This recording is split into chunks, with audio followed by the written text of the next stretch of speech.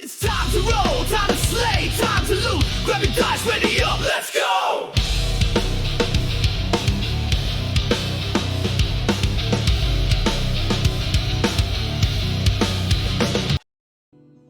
Hello and welcome to the final 0.5 session. You guys are the last of the group that will be included in our adventure. It is two very unique individuals that are going to be turning up today. They'll be coming into the city.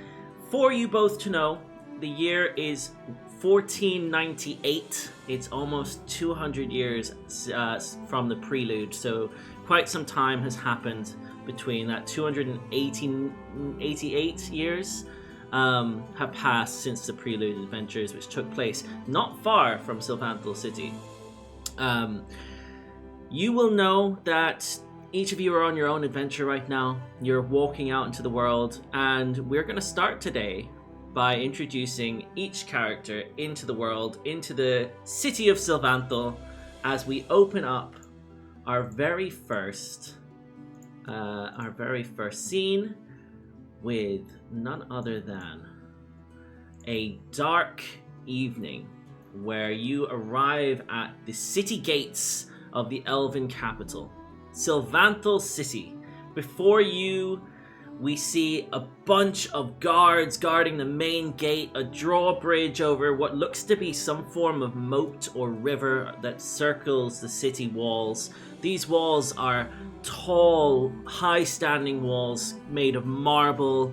They have all sorts of vines and trees woven alongside them. You can tell that this has stood for some time and is quite a elaborate structure. You've got at the top of the wall, you've got guards walking across with torches lit. You can see that on the main gate itself, there are what appear to be sort of castle turrets with guards above them. And you can see from, as you're approaching the castle, you can see there's torches and braziers alit, just lighting up this entrance to this illustrious city. But we start today with our first new adventurer. As I kindly ask, as they come up the road, please can we have Ashira introduce her character to us? Of course. So when you look at Ashira, you see a tiefling woman with red skin and loose, long white hair that tumbles freely around her shoulders. She has smooth black horns that curl up from her temple, decorated with delicate gold accents that glint faintly as she moves. She wears a fitted black corset with a short, cape thing that drapes over her back, over her hips, which partially conceals the leather thigh straps that hold her short sword and a pair of slender fans. A slim back satchel rests on her side and its strap crosses over her chest, light enough not to hinder her from her movements. Underneath is a black close-fitted pair of trousers and high boots that complete her sharp, elegant silhouette. Okay. A semi-transparent scarf veils the lower half of her face, leaving only her glowing amber eyes revealed. And I would just add that when you look at her, she moves quite effortlessly with, you wouldn't hear her footsteps unless you might look for her. So she's sort of light-footed, soft, naturally light. Soft steps. Yeah. Yeah, very nice. Thank you very much for introducing your character, as we have our Ashira, our tiefling rogue, coming towards the main gate here. Before you, you see standing on the edge of what looks like a drawbridge that's been open for some time, so much so that there's been a lot of footfall traveling through. You can see that there looks to be almost like a dirt or a mud that's engraved on the actual drawbridge itself. It doesn't look like it's actually been lifted and closed in some time. But right at the gate, it's currently about 8 o'clock at night, maybe even 8:30. And it's coming up to be sort of a darker time. Behind you, you see nothing but road and woods around you. You've got the scent of sort of fresh springtime, but you've got that slight sort of dusk mist coming into the forest. It's imperative to you that you find somewhere to spend the night, because otherwise you're out there in the woods, which you're not really sure what's in these areas. But before you, you see a guard standing next to the edge of the drawbridge. He looks to be holding a torch and almost watching out to see who could be approaching as he spots you from a distance. Who goes there? Hello? Who goes there? Hello, gentlemen. As he holds up the torch to look at you. Hello? Can I help you? I am just trying to get into the town. You trying to get in? Oh, Silvado City is this way, madam. Can I ask, please, for your name and your business for being here, please? My name is Ashira Ajant, and I am only here passing by. You're just passing by a city? Well, I have more travel to do. However, it is late, as you can see. Right. We don't get many of your kind here. What was your name? Sorry, was it Ashira? Ashira Is that with an R? Ashira? is with an R. Okay, Ashira. As you can see, he scribbles his notes on sort of what looks like a little flip pad he's sort of got in front of him. It looks like he's taken a lot of names today, as you're on sort of the last pages of this very worn and very sort of worn-looking old piece of parchment that he's writing on. He sort of turns to you, and you can see he's trying to work out what your intentions are in the city. He's obviously looking you up and down, and you can feel, Ashira, you would know that this sort of almost judgment of you and your character is not something you're unfamiliar with. Being a tiefling, you've faced quite a lot of this wherever you go, and have often had to try and sort of talk your way into places or out of sticky situations purely for being, unfortunately, discriminated as a tiefling. But he sort of looks at you up and down. He goes, so what's your business here then? As I said, good sir, I am only passing through. I will need to stay a couple of nights as it is late now and I need some rest and resupply, as you can see. And she jiggles her fairly empty satchel. Okay. As you do that, can I please ask you for a persuasion check? So can you roll persuasion for me? As he sort of sees you doing this, shuffling your bag. It's whispered. It's whispered, but I an can 8. see it as an 8. Yep. With an very 8, bad for he sort me. of looks at you. Right. Well, I'm not sure we can let you in if you're just passing through. What is it you intend to buy? Are you doing business in the town? What brings you here?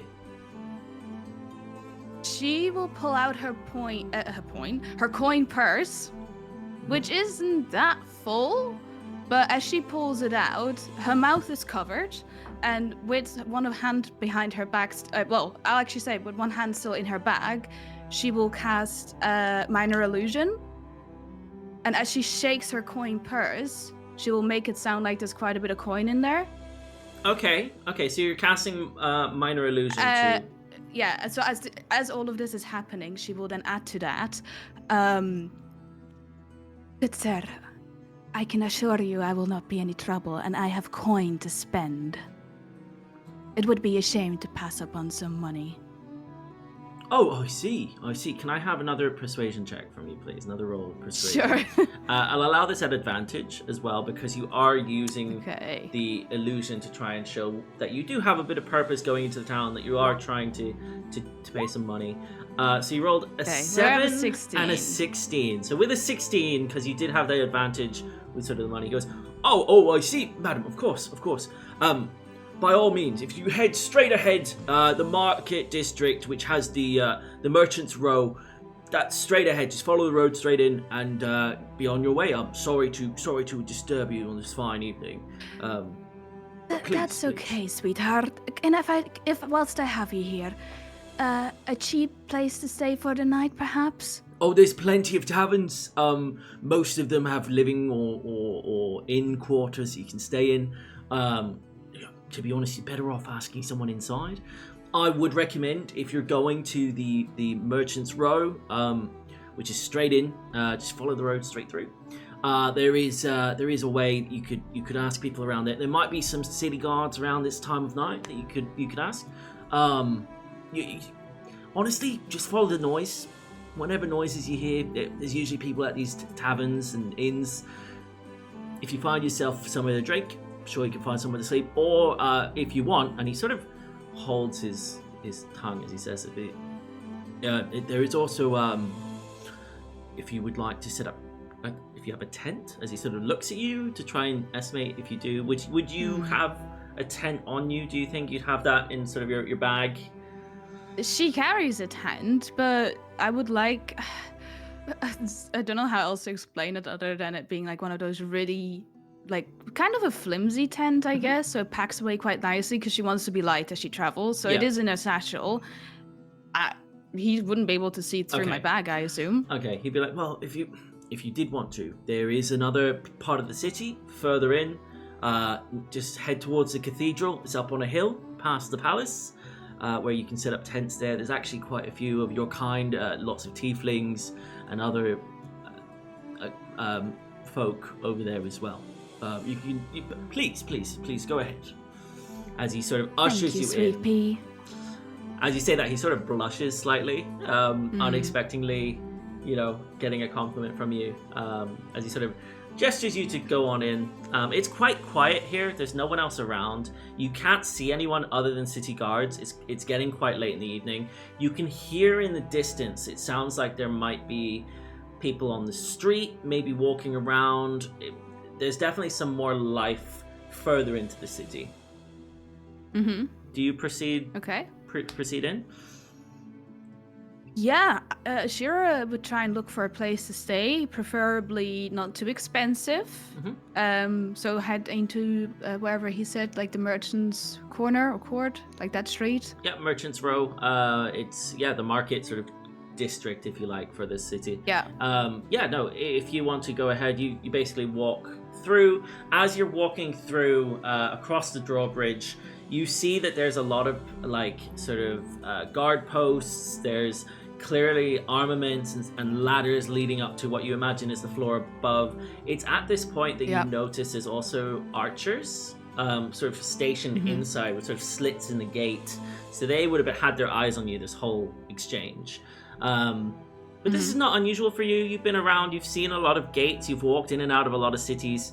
As you continue on in, you sort of head up towards the city. Yeah, I will keep walking. Cool. As you do so, we'll have it so that... I assume it's that way. Yes, it is. It's straight north. As you head on through, you basically move your way, and we will then come to... bear with me. We will then have a few minutes pass. It's all quiet.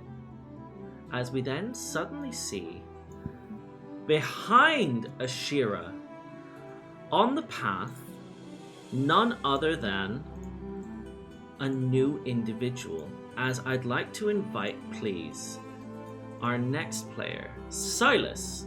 Please, can you introduce your character to us? Of course. You will see a young wood elf man, likely in his early 20s, with bronze toned skin, golden blonde hair. His eyes are warm and curious, shimmer faintly with a golden hue, like you've spent a lifetime staring at stars. He wears a pale hooded robe draped over a forest green tunic, mud-colored pants, boots, accented with bronze trinkets and small celestial charms that catch the light as he moves.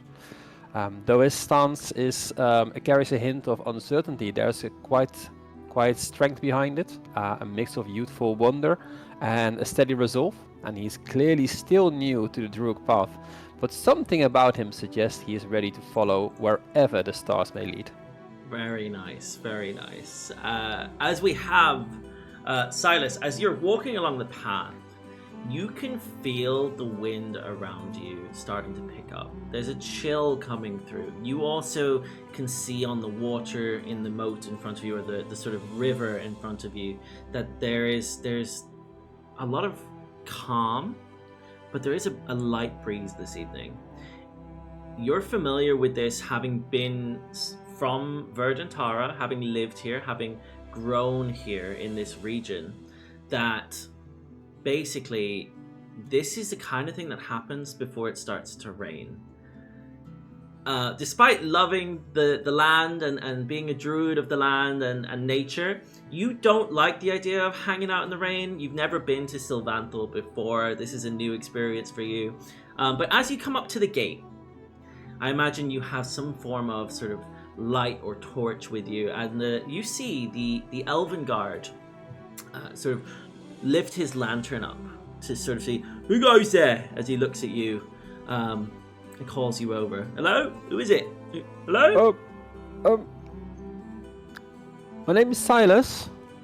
Sylas? Hello? As you move closer to him, he clocks that you are an elf, or a wood elf appearing sort of darker skinned than the elves of Sylvanthal, but still he recognizes you as being one of those from this area, and he sort of goes, oh, hello there, can I help you? Are you visiting Sylvanthal? Yes, I was sent on a mission, and I was supposed to meet a fellow druid here. Oh, by all means, please, come in. I'll have to take your name as you come in. Was it Sylas? Sylas, yes sir. Sylas. Yes sir. Is that with an I? With a Y, yes. With a Y, as you see him sort of scratch out the name that he's written down. Sylas. I put you down as a druid on a mission. All right. Please, continue. Go on ahead. If you want... Have you been to Sylvanthal before? No, sir. Oh, don't mind me. Bear with me 1 second. As you can see, he sort of reaches behind him and he pulls out from sort of his back pocket a piece of parchment that has very crude sort of sketch on it. He goes, all right, so where is it you're looking to go? Is it a druid, you said? Is that... Yep. Yeah, yes, it's the Crescent Oak Tavern in, Oh, Crescent Oak Tavern! Heartwood? Oh, in Heartwood, yes, of course. Let me have a look here. Alright.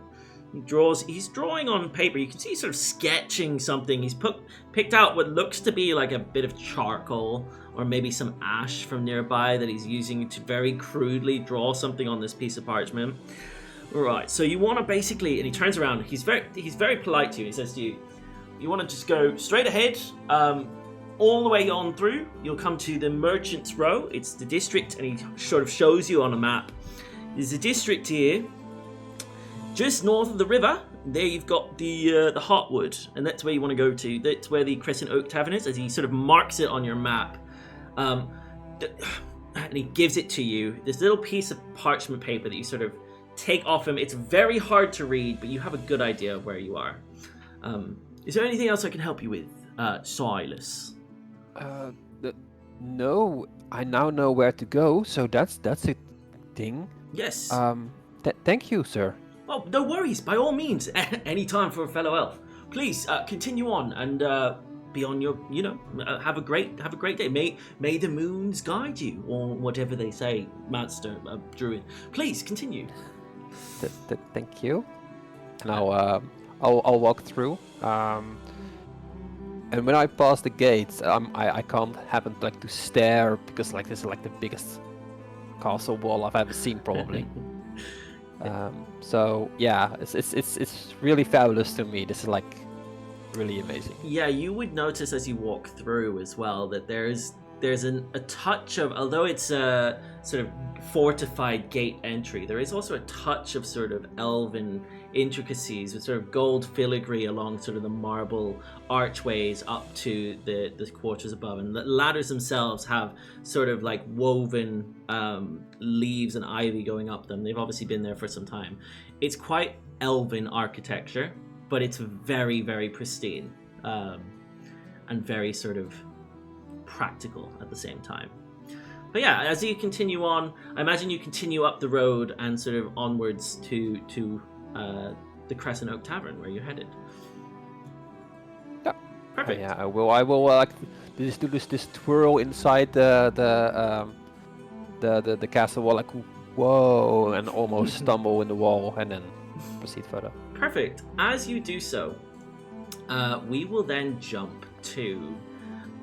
you know what? First of all, I will take you guys to the Sylvanthal City map, where you guys can have a look at what is the city of Sylvanthal, the elven capital city in Celestria. This world, most of the people around this world believe that all elves will have originated in some capacity from Sylvanthal and the surrounding area, and this is sort of seen as the capital city and the home of the elves for all of Celestria. So it's quite a grand city, as mentioned. You basically arrived at the gate. You've been told that the Crescent Oak Tavern is essentially past the Merchant's Row, so this sort of area here, and then north into Heartwood, which is where you would go. So you've been told, and you can see on the map that it's basically been sketched in this sort of vicinity somewhere. That's where you believe the Crescent Oak Tavern to be.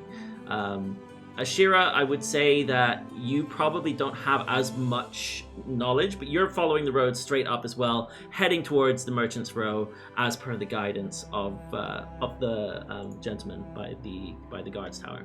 Perfect. As you guys enter the city, it's nighttime. It's coming up to about 8:45. You guys have made your way quite far into the city. You can see that ahead of you there are all sorts of lights and sort of lanterns floating around the different archways. There's trees woven into the city. You've got marble houses with beautiful emerald and sort of red brick rooftops. You've got beautiful sort of mosaics and statues and sculptures throughout as well. And above you, as you're walking in, you can see that the moon is out. It's a crescent moon with stars all around you. You can see in the distance there are clouds picking up. But right above you right now, it's a beautiful clear sky. And everything in the city seems pristine. Everything seems clean. It's very strange how quiet things are. Apart from the occasional rumbling from nearby taverns, you can hear laughter, you can hear kegs being opened, you can hear footfall coming from specific areas. But as you continue on through, I will say that we jump ahead to Ashira. And Ashira, as you're walking along, you would know that you've basically been told to head towards where the noise is, where the sounds are. You walk towards the Merchant's Row, and here you find yourself suddenly away from the sort of pristine, quiet area. You're suddenly amongst the hustle and bustle of the townsfolk. As you can see, there's whole streets full of boutiques lit up with fruit, vegetables, wine, meats, cutlery, all sorts of goods and wares. You can see that there's armorers doing business at this time of night. It feels as though the whole city is on this very street itself. As you continue walking on through, you can see lanterns stretch across the buildings above you. You can see that there's elves all around you. And although you've been in towns and cities in your time, you can't help but feel slightly out of place, as the majority of the races around you, or the people around you, are of elven descent. There's the occasional dwarf, there's the occasional human, but in general, it's mainly the sort of elven folk that you see. And I would say that at this point, you are walking along and you see before you an alleyway. And down this alleyway, there appears to be a hooded man with a sort of green hood above his head. On first glance, this elven-looking gentleman looks oddly familiar. And it's as though, having seen you... Actually, can I have a perception check from you, please? Yeah.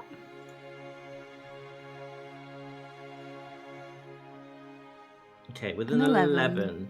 With an 11, as you look down, as you sort of glance down this thing, it looks as though he's just turned and started walking away from you. but you can't help but feel some familiarity towards him. Do you follow him? Yes, she would pull up her scarf a bit. She pulls up the hood over herself. And she would go into stealth mode and try and dash after him. Okay, you dash after him. So are you running after him or are Well, you walking? Fast, like speed walking. Okay, he's Does that make like stealth? he's walking. He's seen you. He's walking away from you. Are you trying to follow him? Are you doing it quietly, or are you trying to catch up to him? No, she'll stealth for now. Okay. I don't know. That's because I don't know how to visual. I don't know how far away he is from me. He's but if I can just see him, he's probably about 10 meters, 15 meters away from you. Oh, yeah, no, she wouldn't run. You've seen him turn and walk away from you at quite a brisk pace. Actually, if I can catch him, I will. If he's that close to me, he's pretty close. Would you like to go down the alleyway? Yes. Perfect. Okay, as you go down the alleyway, I will have it that you can see. So before you get to the alleyway, you can see him sort of across from you. There's a couple people walking past between you and him. And as you go to walk towards him, unfortunately, one of the stalls seems to have knocked over a pot or a pan. And it's with this that it lands. It's like a big crockery pot falls off the side of one of the boutiques on the edge of this alleyway. It falls and it cracks, and you can see that the gentleman who you were following. Oh, my Roll20 just crashed. You can see that the gentleman you were following has basically started to leg it in that direction. It started to sprint away. You can run after him. He turned around and you didn't see him look at you, but the noise obviously startles him and he begins to sprint away. Do you give chase? Are you sneaking after him? Are you running after him? No, if he's sprinting, if I think I know this person, I will sprint after them. Okay, cool. I will have it that essentially you sort of sprint after him, and as you do so, you guys basically, you run through an alleyway. He pops out of an alleyway, and I'm just getting to the right page. He pops out of an alleyway and heads towards basically a fountain. As you can see ahead of you, bear with me 1 second. You can see ahead of you a gentleman with a hood. You basically... Is he this one? Yes. Okay. And he's got his back to you, so all you can see is the hood of what looks to be a very slender sort of elven figure. Do you want me... You know what? Let's have you roll a perception check as you're now partially down the alleyway and you've got only him ahead of you. Could you please roll a perception check for me? So I can tell you what a you 23. Here you go. A 23. Wow. Okay, with a 23, you can see, despite him running away from you, you can see that he's clearly got something clutched under his arm. And it looks like he's trying to keep it concealed. He's got his arm sort of tucked onto something. And it looks as though he's got almost something wrapped over it, or maybe part of his cloak pulled over it. And are you trying to stealthily do this, or are you chasing him? No, I'm under the assumption at this point that he knows who I am. I would try and keep my own identity concealed for passerbys. But if I can catch him, I'm not trying to be that intimidating. I'm not like out with my blades. I'm just running after him. Okay. I am trying to get to him. Okay, I would say that he's running as well. So what I'll do, in order to sort of act this out, let's have it that you are trying to chase him. Can I have you roll a d10 for me, please? Yeah. When I start to see other people coming out of this alleyway, I will do something. At the moment, it's just you and him. Let me know when. A d10. Could you roll a d10 for me, please? A 6. Okay. And I will also roll a d10. Cool. And it is a 10. As you see him move, he disappears around the corner, but you can move six squares ahead of you. As you see, he sort of disappears down 6. the corner towards this alley down here. As he sort of steps past what looks to be sort of broken, like it looks like a sort of burnt area with a hole in the ground. There's broken scaffolding and all sorts just strewn across the road. What you notice as well is there's another man, an elven man, just lying on a bench. He's currently asleep by the looks of things, with a bottle in hand, laying back. You can actually hear him snoring, despite the hustle and bustle coming from the marketplace. His snoring is the only thing in this sort of area, and you can hear it quite loudly. Let him be. Yeah. No, let him be. Cool. I'm gonna bot him. As you see this gentleman basically step around the corner and out of your line of sight, what do you do? I think I'd try and keep going after him. Okay. Could you please roll for me a d20? Just a flat d20 roll for me, please. A 10. Okay, versus... Okay. Can I please have you... Okay, so you follow after him. So you can you have freedom of movement here. So do what you would do as your player character. You're now as far as I want? As far as you like. Yeah. If you could just take it step by step so I can talk you through what you see around you. Okay.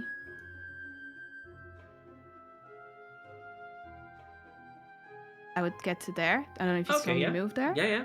So basically, I assume as you get closer, the gap. You can definitely see the hole. It's very obvious. There's broken scaffolding. You can see sort of plinths have snapped. It looks as though it's recently opened, but you can see that there was maintenance done on the building to your right, even on the rooftop. So this looks like it's fallen apart recently. Okay. What you notice is the alleyway that you believe this guy has run down.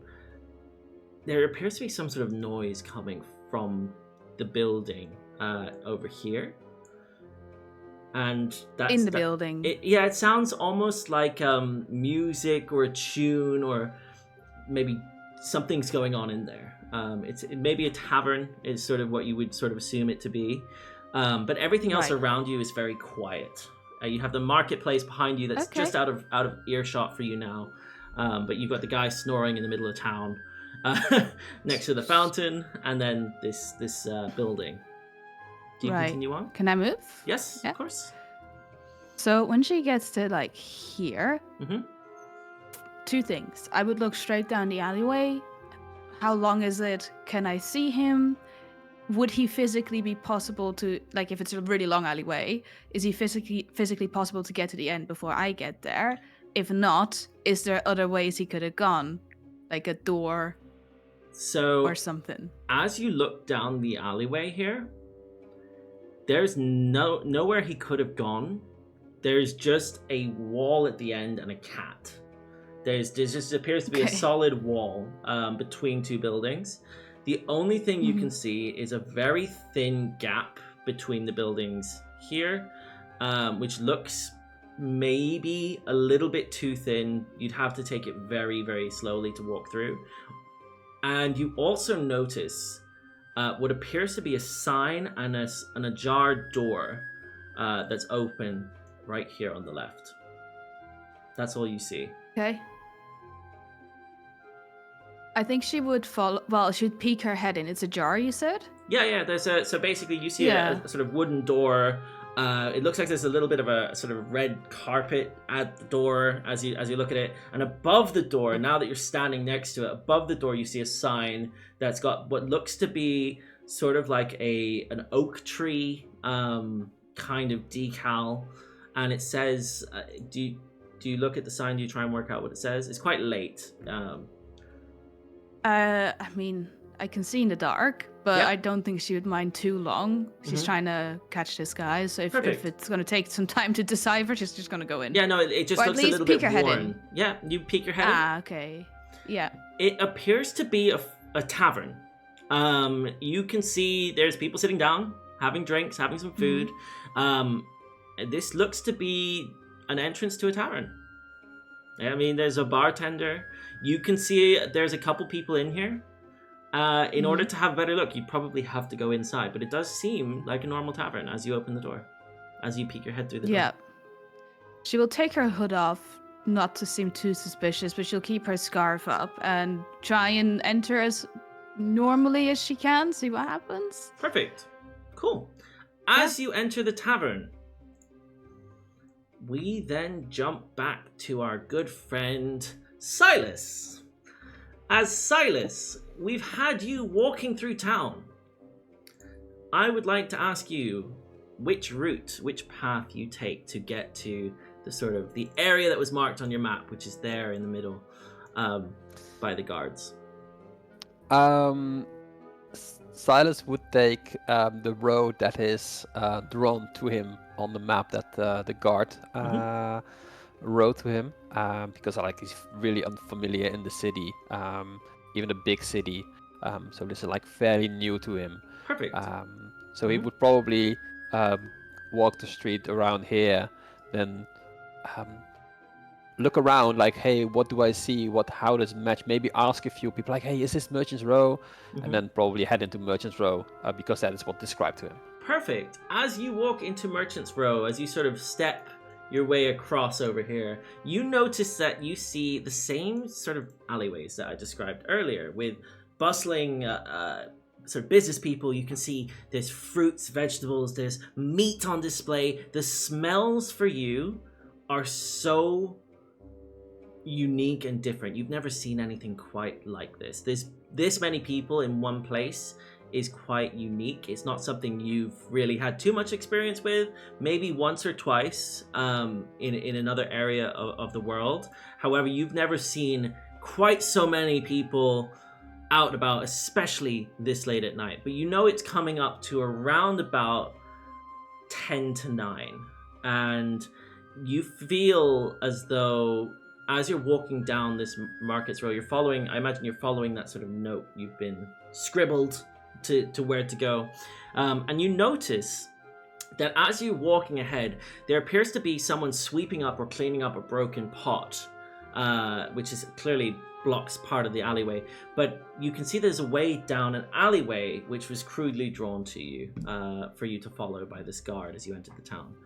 What would you like to do? First of all, I will ask if the person who is sweeping up stuff, if he or she needs help, because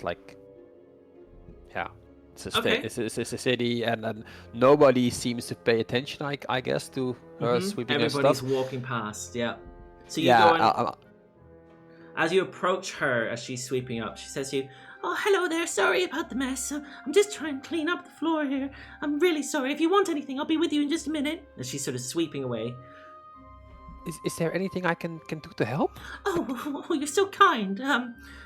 If you wouldn't mind, I can't quite lift this piece. It's a little bit too heavy for my frail bones. As you see this elderly woman just trying desperately to sweep things up. She's actually a halfling as well. She's quite a short, small, elderly lady. As she's sort of sweeping up the ground around her.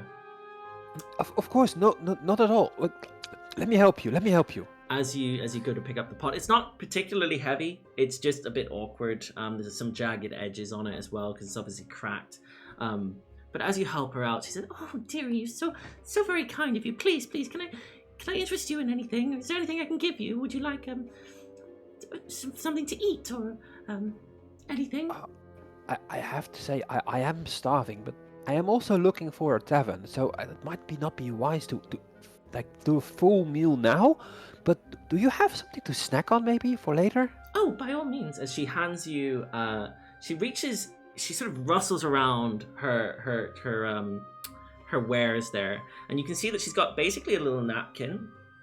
And she's folding into the napkin what looks to be sort of some fruit, some cured meats, and she sort of folds it and ties it up really nicely with a little bit of vine that sort of tied it together.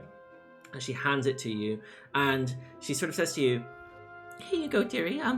Please take this, and here for your troubles.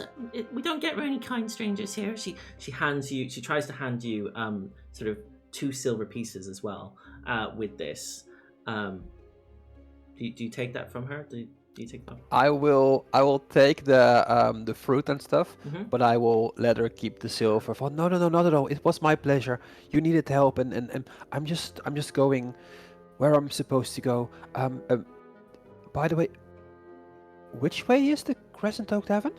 The Crescent Oak. Oh, it's just down the road here. She points behind her. She says, "You're too kind. We need more people like you in these parts." And she sort of sets her broom down and hops herself back on the chair so that she appears at sort of your eye height behind the bar. She said, "I'll ask you to add 2 days rations to your sheet, as you've actually got quite a lot of goods. She's put in an extra bit as you were refusing the coin. She's added a little bit more food in there, so you have that with you now. So you could basically stuff that into your side, I imagine, into your bag." And she sort of points you down the alleyway just past the broken pots. Just up there on the right. Thank you so much. You are too kind. But thank you so much. This will help me for the way back when I travel back home. Thank you so much. May the moon be upon you, as she sort of bows to you and heads back. "Yeah, can I help you? Can I help you?" She's talking to other customers. "Anybody want some meats?" And before I take my leave, I'm like, and the stars. And the stars. Nice. Very nice touch. Do you then head down towards the tavern? Yeah, I will head down to the tavern.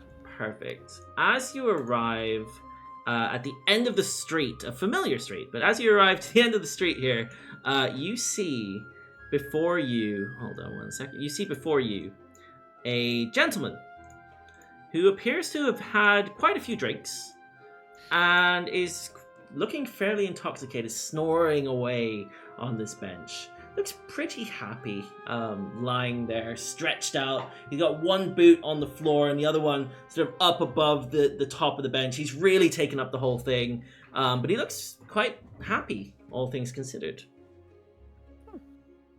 Wonderful. Well, I have no reason to bother him because I feel like I've been sent in the right direction by the town's guard, by the lady that I just helped.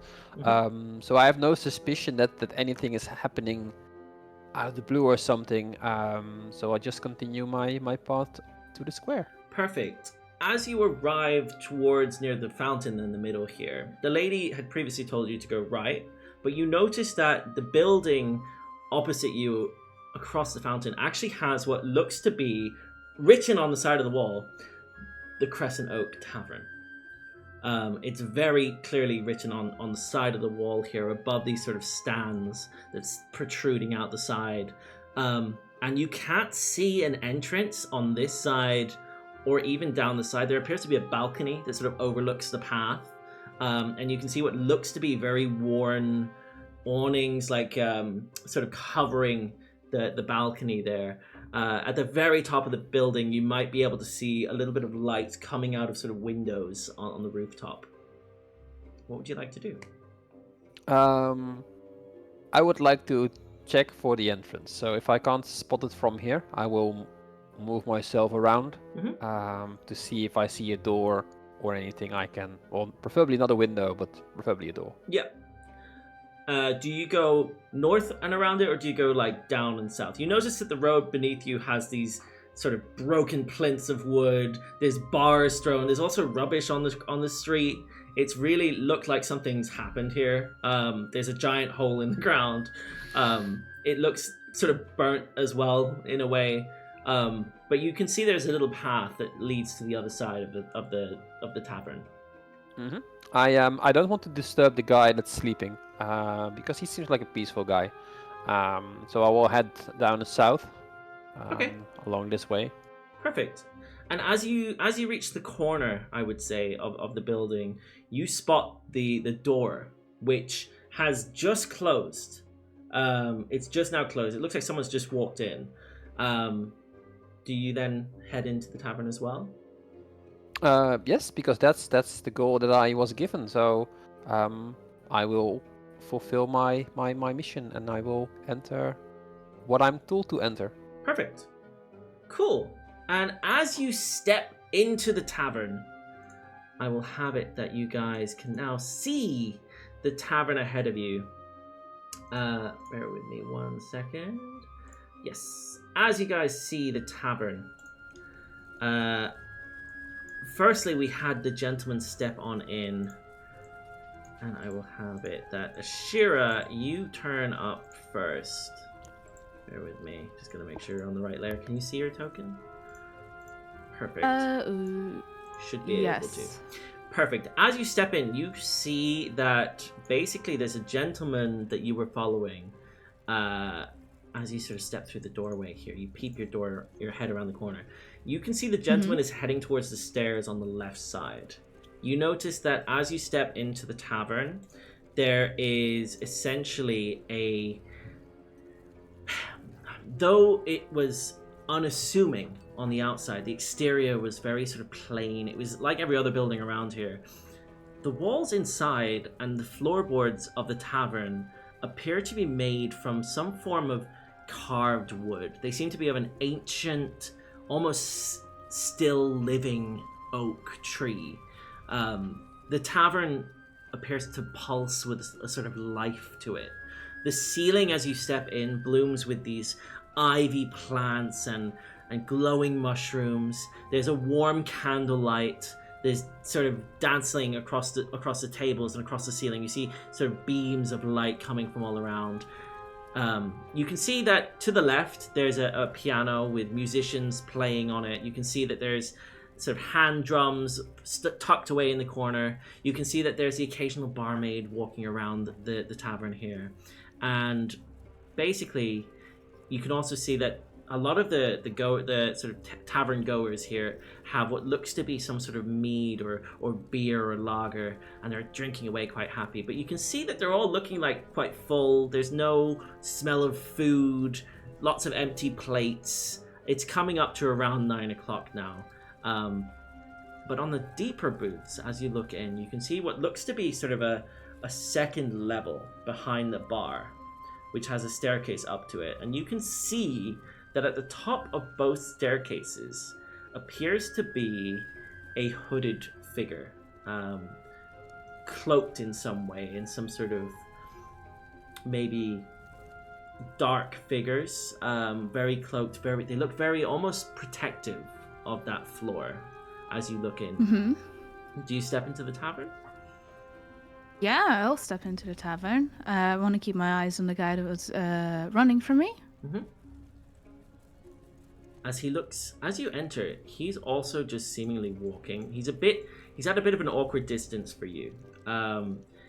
You can see him walking up the stairs. He's not looking back at you, but as you walk in normally, he's also walking up the stairs. And you can see he sort of exchanges words with the gentleman at the top, who, as you continue to walk in, he sort of steps to the side and lets the gentleman past. Right. Yeah, and that's what you see. And from here, can I still see him, or is it like it gets hard to keep an eye on it? You can. I would say that from where you are right now, you can see the tops of his head and these two hooded figures, but you wouldn't be able to see much else. If you got any closer, you'd be sort of looking. You know what I mean? Like perception-wise, it'd be more difficult to see above. The wall is about 6 foot up. Mm-hmm. Okay. I think she'd just make her way to the bar here and ask if she can order a drink, perhaps, whilst keeping an eye up what's going up on top. Yep. As you sort of step towards the bar, sort of an older elven man. You don't see many who look this sort of old. It's unusual. You've never really seen elven gentleman with so many wrinkles and such white hair. He's got a bald spot that covers the majority of his head, and then a little bit of white hair on either side that sort of got rings around his head. As he comes over towards you, and he says, "Oh, hello there. Welcome. The name is Wren. Welcome to the Crescent Oak Tavern. How can I help you today? We don't get many tieflings." I am sure you don't. But I was thinking perhaps a beverage? What can I do you for? We've got lager, we've got mead. There's a honey mead, which is perfect. We even have from nearby, not too far, all the way from the hills of Meadowshade, we have a golden mist ale. Would you like to try some of that? You know what, darling? Something strong, something smooth. Surprise me. Surprise you? Okay, well, I like your attitude. As he sort of turns around to sort of fidget with the different drinks behind him. As we then have, at the door of the tavern, we have it swing open again, as in steps none other than our good friend, Sylas. As Sylas, do you step? You've opened the door to the tavern. Do you step in? What do you do? I reluctantly step in. I've never been in a proper tavern like this before. So I'm quite amazed by the aesthetics, how it looks, how it feels, how it smells, like everything that comes to my senses. But yeah, this is where I need to be, so I step in.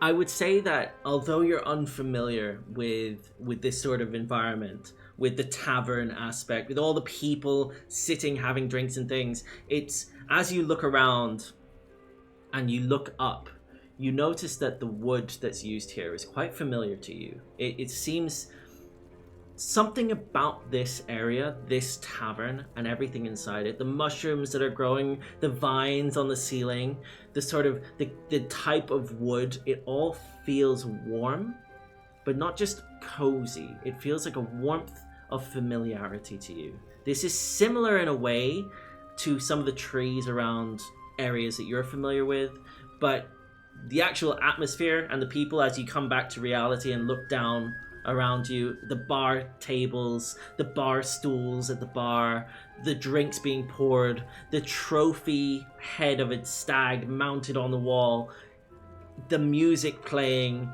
you're back in that uneasiness of unfamiliarity. But do you head in and towards, what do you do? I will walk in first and then look around to see if I see something that is like familiar to me of actually what I'll be looking for. I don't think I spot anything familiar that I'm looking for. As can I have you do a perception check for me, please? Is this your first roll? Sure, it's exciting. Ooh, first d20 roll. Let's go. An 18. Very nice, very nice. With an 18, as you look around, you can see that the majority of the people around you are sort of elven. It looks like there's a couple of halflings, there's a few dwarves, there's even a human or two sitting amongst the crowd. There appears to be a human lady playing the piano, rather, not typing on the piano, playing on the piano in the corner of the room. What you notice is there's a couple of hooded figures up the stairs, but none of them have that sort of green hood that you're looking for. There's nothing that looks like it's exactly what you're looking for. You get the impression that rather than being late, maybe you're early. Yeah, I was about to ask, like, do I know if it's like more to 9ish than to 10? So assuming that, I will just walk up to the bar, pick the right spot on the bar, so not sitting next to Ashira, who I don't know anyway. But I will take my place here, just awkwardly looking around like this. You see this stance, like I sit here, I don't want to be noticed, but I'm clearly waiting for someone who I'm meeting. As you step in and you step towards the counter, you can see that the gentleman behind the counter, who Ashira you would know as Ren, has turned around and offered you a drink that appears to be a mixture of sort of, you can't tell if it's a liquid that's sort of a silvery color. It's almost like a misty silver on the top and then has a deep red underneath, and he sort of puts it on the counter towards you. He says, I haven't made one of these in a long time. This here is a Lady Nightshade. It's mostly wine, but it's a mixture of red and white, which I know is forbidden, but in these parts, this is quite a delicacy. And you know what? I made two, so I'm having one. This one's on the house, as he offers it across the table to you. And you can see he also sort of lifts his glass to cheers to you. Well, if the drink is half as good as the company, I will be pleased. Oh, you're such a delight. As he goes to clink the glass. As you clink the glasses, he sort of sips it, but you can see he starts with a sip and then he puts it all the way down as he just drinks this thing. Oh, it's got a kick to it still, even in my old age. Oh, sorry, I have another customer over here. As he steps away. Please excuse me. As he steps away. Hello, sir. The name is Ren. Welcome to the Crescent Oak Tavern. I must say, I love the get-up. What brings you to the tavern? Can I offer you a drink? I'm just meeting a fellow druid, but it seemed that I'm a bit early, so yes, a drink might be a good idea. Yeah. What would you like? You said you were a druid. That is correct. We have a lot of natural botanicals here. Some of the stuff is grown in-house. You might see around the tavern we have all sorts of flowers and drinks. We do a really nice lavender blend if you're looking for a tea. Or, if it's more suiting to your taste, we do have lagers, we have mead, we even have a golden mist ale from the likes of Meadowshade. What can I interest you in, sir? I lean forward a bit, like, does the second one include alcohol? It certainly can. Am I allowed to drink alcohol in this town? Oh, by all means. Everybody is. I've just had some now. Especially in here. What happens in the Crescent Oak stays in the Crescent Oak, as he winks at you. Okay, sir. I will have one. Oh, by all means. As he goes and he sort of prepares his drink and he turns around and hands you what is basically, it looks as though it's more like a bowl shape than a glass or a tankard. It appears to be almost like a bowl that you imagine you'd be able to drink either with one hand or with two, like soup. But yeah, he sort of hands you this. That would be 1 silver piece if you don't mind, sir. Yes. I only have this one. I believe it's a gold. Oh my. Well, you don't have anything sorry, smaller. I'm fairly new to this town, and I actually declined some silver because a lady I helped was giving it to me, and I was like, no, you should have it, so I declined it. But this is all I have. Wait, you declined money? Yes. You declined silver and gold? Yes, is that a wrong thing to do? No, but you know what? It sounds like you've had a day. Why don't you take the drink that I've offered on the house?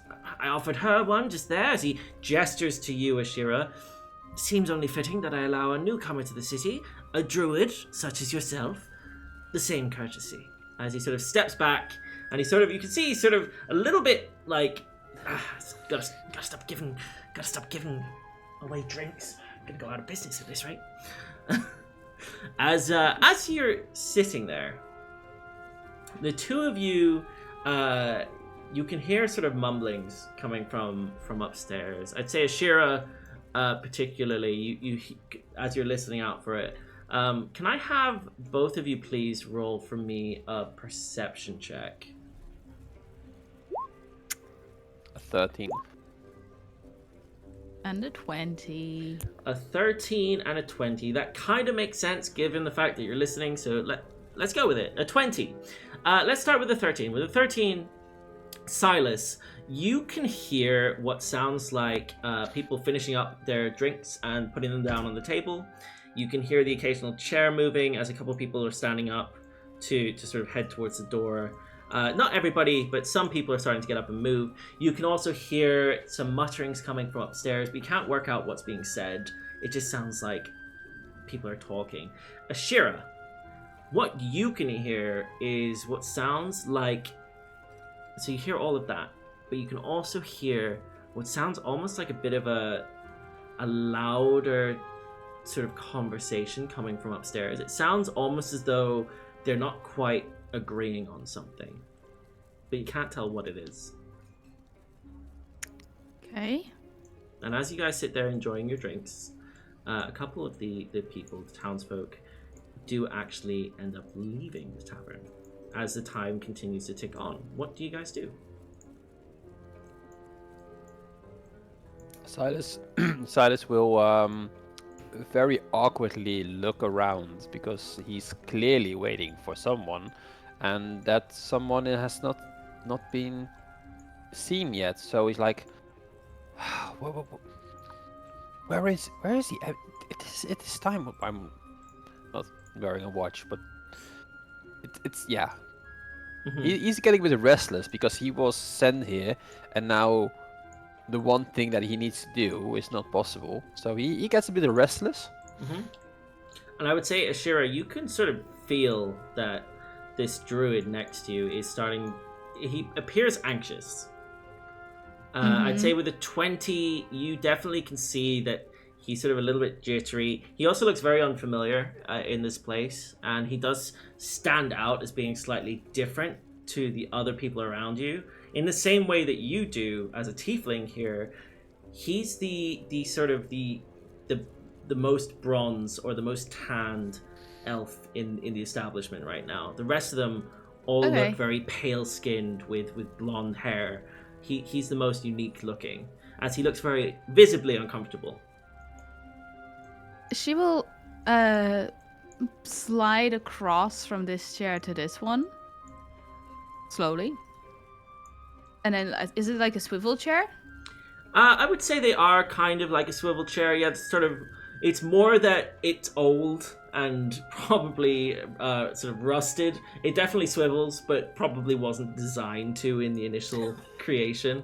It's been there for some time. So yeah, you can definitely swivel around. It might creak in doing so. Okay.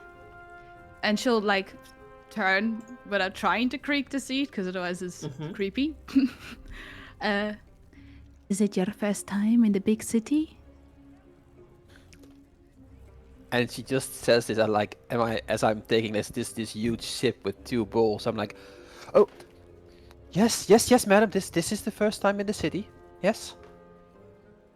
Well, I'm just waiting for someone, but it appears that I might have missed the person. oh, are you on a date? Are you being stood up? Oh no, that not at all. I was sent here by my master. Yeah, and I needed to be here and meet someone, and the one was expecting me, but I don't know what to do now. Well, what does he look like?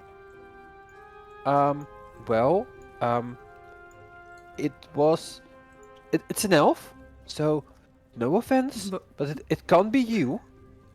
So Yeah. I won't take you for an elf.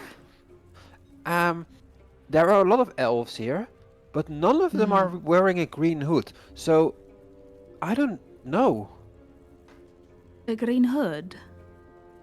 Yes. Would I click?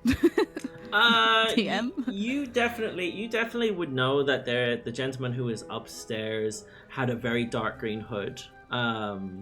You would have caught it with sort of your vision, and as you were outside in the marketplace where the lanterns were flickering, you would have seen that it is a darker green hood for sure. Oh, darling, listen. I actually think I know who you're talking about. I saw someone with a green hood go upstairs. I can escort you up. We can go together. Would you do that to a stranger? That would be so kind.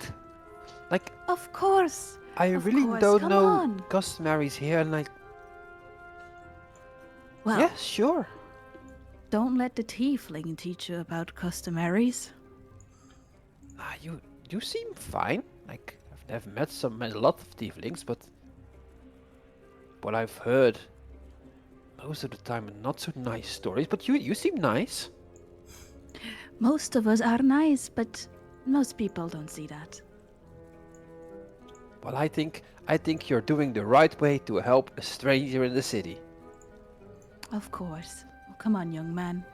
As she'll start to take you up around this where she saw the guy go upstairs earlier. Okay. As the two of you get up and start heading towards the stairs, you notice that the music stops playing. The lady who was playing on the piano, she sort of closes the piano keys and steps back, tucks the stool underneath the chair, and she sort of nods towards Ren behind the counter, who sort of waves his hand at her. And then you can see that she begins to head out towards the front door as well. But yeah, as you guys head towards the stairs, is that what you do? Which one of you is leading? Yeah. I think I'll be in front because I'm escorting him, unless you wanted to be in front. No, I will gladly let you lead because like I'm unfamiliar in a place like this, and you seem the kind of gal that like knows her place around. So I'm like, yeah, go ahead, madam, go. Yeah. So I don't know how far I can get, madam. I guess we get to here if we can keep going. Yeah, you can keep going. I mean, it's D&D. You can do what you want. Yeah. So I just don't know. I don't want to go too far. Yeah, as you reach the top of the stairs, the gentleman in front of you sort of steps forward to block the entry, and he says to you, "Hello, can I help you? What brings you here?" Well, it seems that my good friend here has an appointment up here, and I'm here to escort him. Appointment? Appointment with who? She'll just sort of lean to the side, yeah. And I will like poke my head like the other way around. Like, I was supposed to meet an elf with a green hood here in this tavern. An elf with a green hood. Neither of you are here to see Tonic. Ooh. As he sort of looks to you. Tonic. Is Tonic If you wearing... don't have business with Tonic, you're not allowed up here. Is Tonic wearing a green hood? You see he turns around. No. Oh, the hooded gentleman. I don't know who he is, but he has business with Tonic, so you'll have to excuse us. These areas are off limits at the moment, unless you have business with Tonic. Do you have business with Tonic?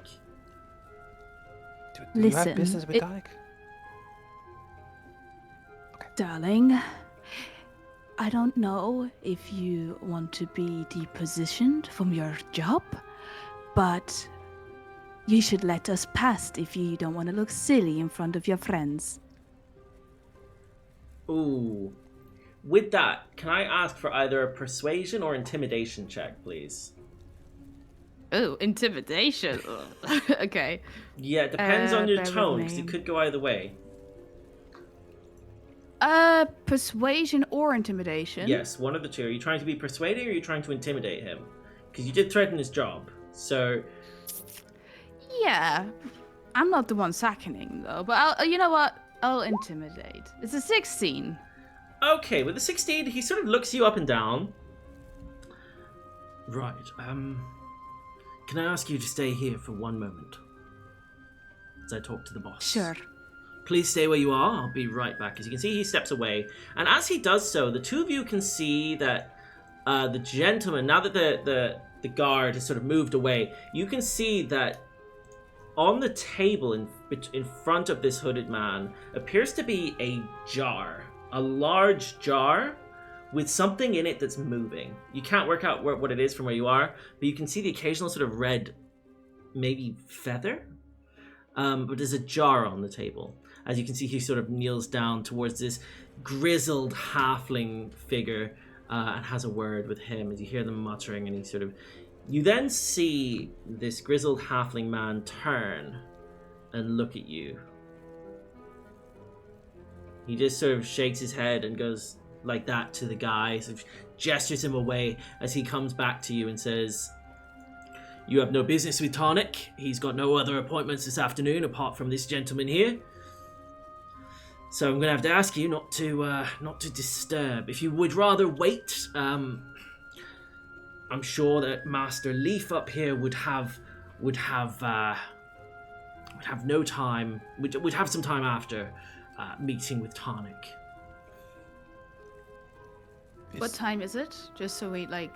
Cause I his would say you appointment guys have been here at least 20 minutes. It's probably around about 9:30. You've had a drink, Okay. you've had a conversation. They've had a conversation up there. They've been up there for about 10 or 15 minutes talking. And did he gesture to the green hooded guy when he said Mr. Leaf? He didn't gesture to anybody. He just said to you that Mr. Leaf was talking to Tarnik and would have time afterwards. Okay. Sure, I'll turn around to Sylas. Or actually, Well- the druid. Well, then, I guess I'll wait. But thank you for trying. That's alright, darling. I'll wait with you. Would you agree if I buy you a drink for the help? I mean, I can't say no to another drink. Then let's have a drink together as we wait for my appointment. Sure. Would you mind? She would say this as they like turn around, like off the stairs. Oh, so yeah, obviously. Who's this Mr. Leaf then? Is that who you're meeting? I have no clue. I was not given a name, only a description, and the location. And apparently that if they hear my name, I am expected. As But you other than guys, I don't know. as you guys sit back down at the bar, Ren looks to you both with almost a look of concern. So did you have business with Tonic up there? Is that why you're here? Who's this Darnic man? Do you know this Darnic man, madam? Unfortunately, this Tonic guy. I don't know. Sorry, Tiefling. Do you, madam, lady? I didn't catch your name. Did you have business with Tonic Defense up there as well? Tonic Defense? No, I'm just here to help a friend out. Right. As you well, can see, he's a little new to the city, and a little bit of escort is needed. Oh, I mean. Okay. No, not that type of escort. I you dirty see. old- Right, my mistake. Forgive me. I've seen plenty happen in this tavern. I must say, I would advise not getting involved with the man upstairs. He's caused me quite a few difficulties. He's known as Tonic Defense. He's the trader and seller of all sorts of illegal goods and equipment, and unfortunately, I don't have the heart in me to say no. Nowadays, the guards, I don't want them coming in here because it drives away business. But yeah, I would advise it. Can I help either of you to a drink? Yes. What will you have? Oh, well, Ren made me a drink earlier. It was something with a red and a white wine mix. The It was Lady quite nice. Nightshade, it was. Lady Nightshade. It sounds good. So one for me and one for the lady. You're both having a Lady Please. Nightshade. Oh, as you can see, he sort of excitedly reaches underneath the counter, pulls out 2 bottles of wine. The first one is a dark red, almost got a sort of purpley violet tinge to it, but it's a dark red color. And the other is a silvery white looking liquid. As he sort of works there, and you can see he does this in front of you. He pours the 2 drinks together. He sort of pulls out 1 glass for you, Sylas. He pulls out another one for you, Ashira, and he puts them both on the counter. And he goes to reach for a 3rd one and puts it up on the counter. And then he sort of looks at it and puts it back underneath the counter, and then pours himself. He gets himself the white liquid and pours a little bit of that in, and then he pours the red in, and then he pours the white in again. You can see that the red wine, although being poured in second, does sort of sink to the bottom, and you have this sort of silver with a red, sort of lower red section at the bottom there. As he sort of pushes them towards you, that would be, unfortunately, I might have to charge you this time. As he says that to both of you. And then he says, they're only 1 silver each, but because it's 2 silvers it will have to be, I'm afraid. I'm so sorry, but I only have this gold. Ah, of course. Well, you know what? Here, take it for the other drink as well, and for maybe future drinks. Put it on a tab. Give it to someone who's in need or something. If a beggar comes here asking for food or drinks, use that. Okay. Oh, plenty of people come begging for drinks. As he takes the coin, thank you very much, Druid. I will put this in our pouch here. As he puts the coin, he sort of looks at the coin, puts it into his pouch. As he, says, "Enjoy your drinks." As he then steps away to talk to the elven lady here, you can see that behind him is a bell with a rope on it, and he's sort of looking out the window, looking as if to see sort of what time of day it is. I will raise the glass and then cheers, madam. Cheers. What is your name? The name is Sylas, madam. Sylas. It's nice to meet you. My name is Ashira. Ashira, Madam Ashira. Oh, that's a nice ring to it. Madam Ashira. I can't say anybody has called me madam before. Should I not call you madam? Is that not a good introduction to any lady? No, I suppose it's appropriate. It just makes me feel old. Well, I was, and you can see him thinking in the back of his mind, no.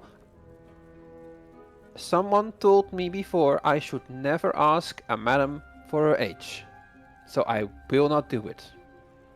No matter how much people will try to trick me into it. No. She smirks. It's okay.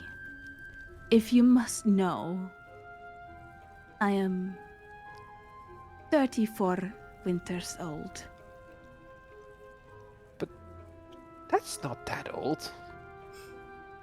No, but people get confused when they see the color of my hair. Because it's gray? It's white, I think, when it's clean.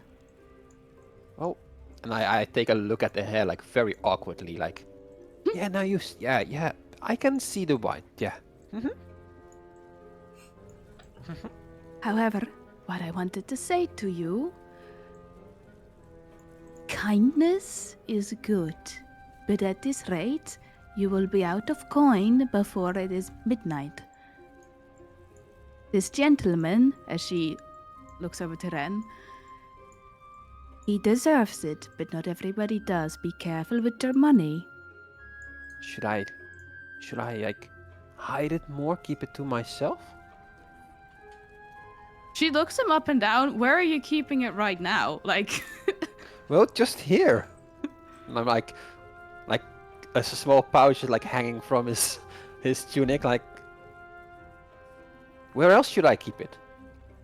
You should probably get a bag to put the coin pouch into. Oh. It would be very easy to snatch. Look over there! And she points into the corner. And I look at the corner. She grabs the coin pouch of him. You try to grab Wait. the coin pouch? Yeah. You know what? I know where this is going, but let's have you do a sleight of hand check. And can I have from... let's do a sleight of hand versus a perception. So can I have a perception from Sylas and a sleight of hand from Ashira, please? Ooh, rogue games. Ooh. Ooh. Okay. Damn, Close. okay. 2 very good rolls. We had a 17 perception from Sylas, but we had a 25 sleight of hand. As Ashira, you've taken this pouch as he turned around, and Sylas, you haven't noticed that she's taken this. What's in the corner? Where are you pointing at? Sweetheart. As she dangles his coin pouch in front of him. See how easy it is. Wait, is that my How did you do that? It is only a very common skill in a big city. I'm surprised you still had it, to be honest. Now that I've seen this, that I am too. As you guys... She hands the coin pouch back. Okay, perfect. As you And I'll, guys... hide it somewhere. Sorry, as you guys are sitting there, you now hear... Above you, you can hear what sounds like a chair that's been dragged along the floor, and almost a shout of, no way, no, not gonna happen. And then you hear what sounds like rustling as you look up, Ashira, being closer to the event, you can see that the hoods that you could see near the edge of the stairs have moved, and you can hear what sounds like sort of rustling and disagreements happening upstairs. She'll look to Ren. Is this the type of trouble that you mean? Do you need help?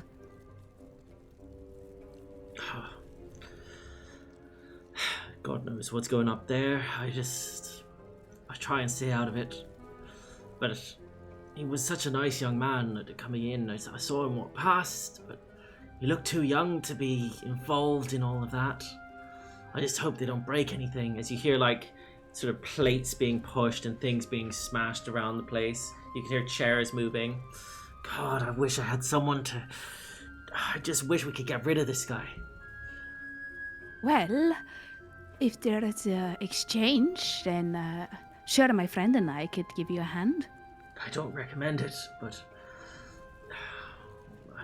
you do you. As you hear, without the music being played on the piano, other people in the tavern have heard this kerfuffle as well. They've heard this sort of things being pushed around and things, and they're looking sort of nervously. And you can see that one or two of them actually get up to walk out. Yeah. Come on, it is time to make some coin. And I guess save your friend or whatever. Make coin. Come on. Yes, sure, yes. And I will follow Ashira. I don't know what she's up to, but she told me to follow. She will, as they walk, she'll be like, shh, as they start walking towards the stairs. Okay, so you're trying to sneak your way up? Yeah, I'm not trying to go too fast. Okay, as you guys get to the stairs quite quietly, can I have a stealth check from both of you, please? It'll be a group stealth check here. Sorry, Tim. To see if you're sneaking up the stairs successfully. Hey, 22. We've got a 22 Hey. from Sylas and an 18 from 18. Ashira. As the two of you make No your worries. way to the top of the The stairs. first 20. The first 20. Let's go. First 20. As you make your way to the top of the stairs, you see before you there's a gentleman who looks like he's got an arm grabbed on either side. His hood is now down. He's got blonde hair, pointy elven ears, as he's being held by these two sort of thugs. And you can see that the gentleman, which you now know to be Tarnik the Fence, he now looks at this thing on the table. I would say that if you position yourselves up at the top of the stairs, I would then be able to tell you what you can see from where you are. So why don't you reposition Like here? where you would be? Yeah, so you're standing there, and Sylas, you would be just behind. Yes, just behind, next to Perfect. something like that. So as the two of you are at the top of the stairs, you snuck up here. No one's noticed you as of yet. Tarnik's a lot shorter. He can't see past the Leaf and these two gentlemen. But you can see on the table, I will say, Ashira. You see on the table what appears to be a snake, a red snake, in a big sort of glass container with a lid of sorts on the top. What strikes you as particularly strange is the snake is red scales, it's got striking yellow eyes, but it also has wings. Feathered wings.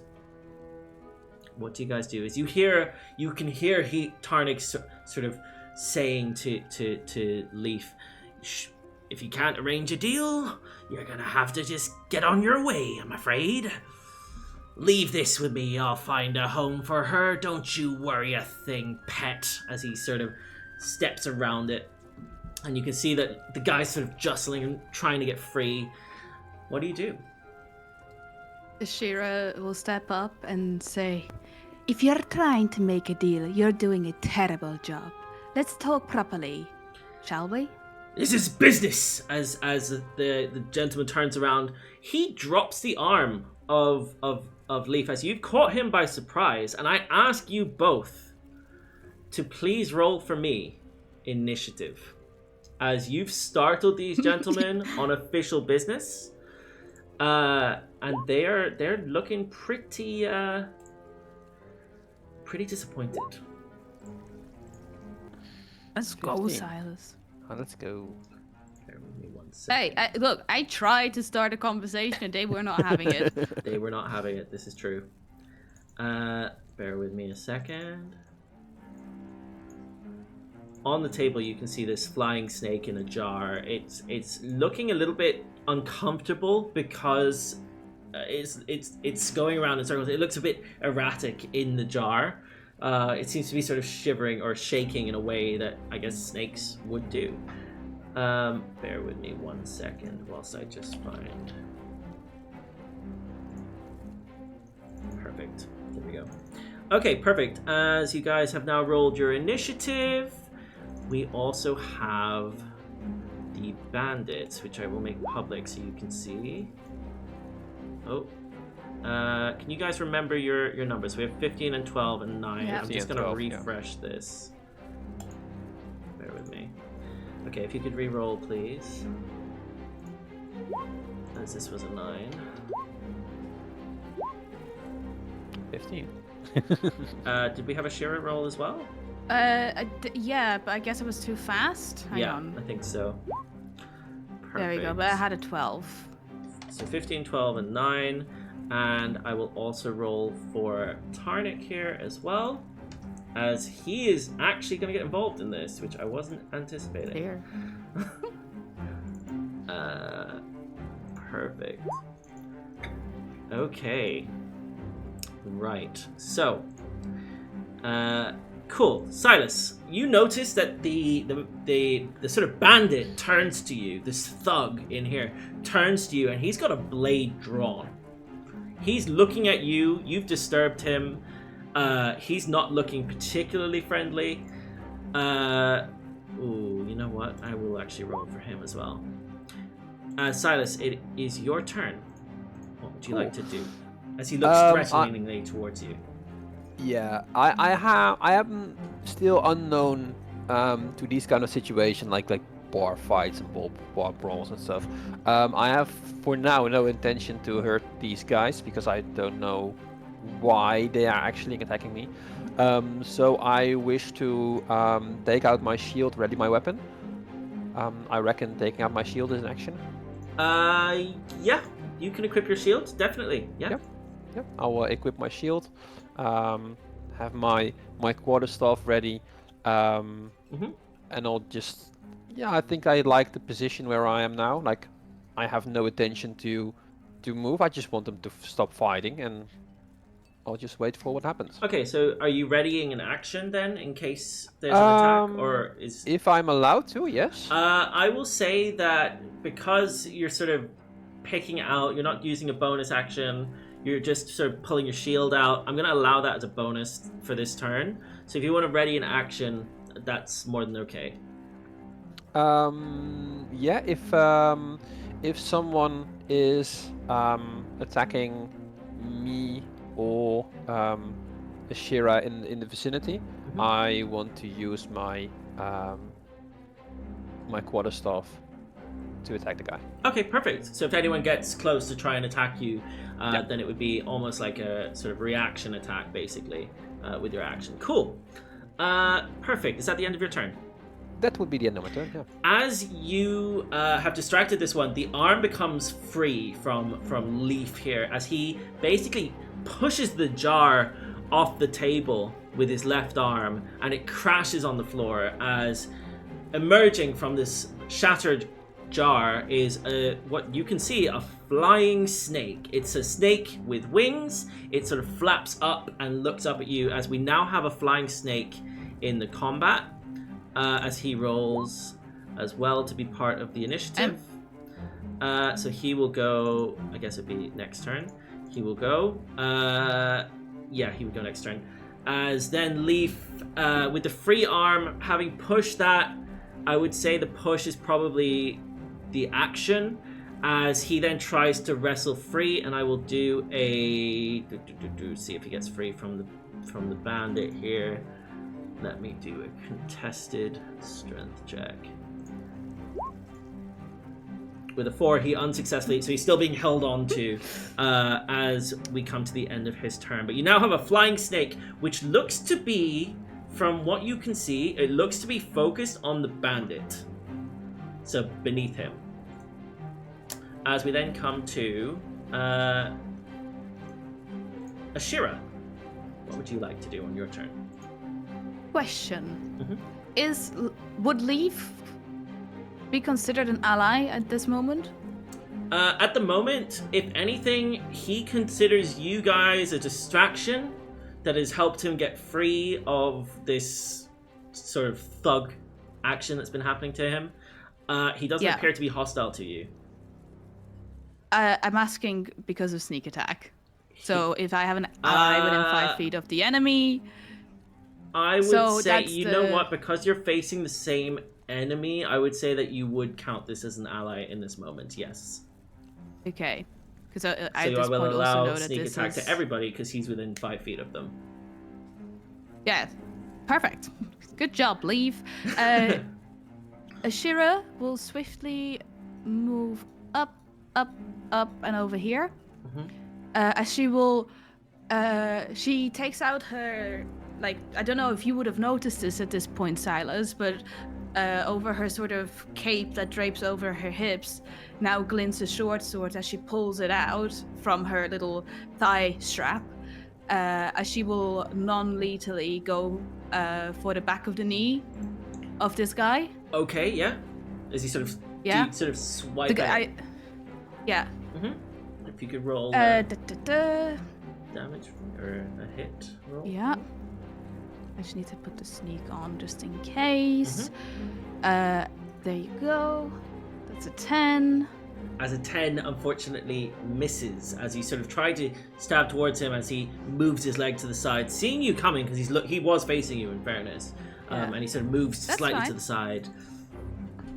And as she then, in that movement, her other hand pulls out a fan, and she very swiftly opens it up, and you would see that at the end of each segment of the fan there's actually a blade as she swipes it across his thigh with an offhand attack. Okay, with an offhand attack. Okay, let me just double check something very quickly before you do this. I'm sure you can, but can you attack with 2 weapons? It's my bonus action, yes. Okay, as a bonus action. Okay. And okay, yeah, that's fine.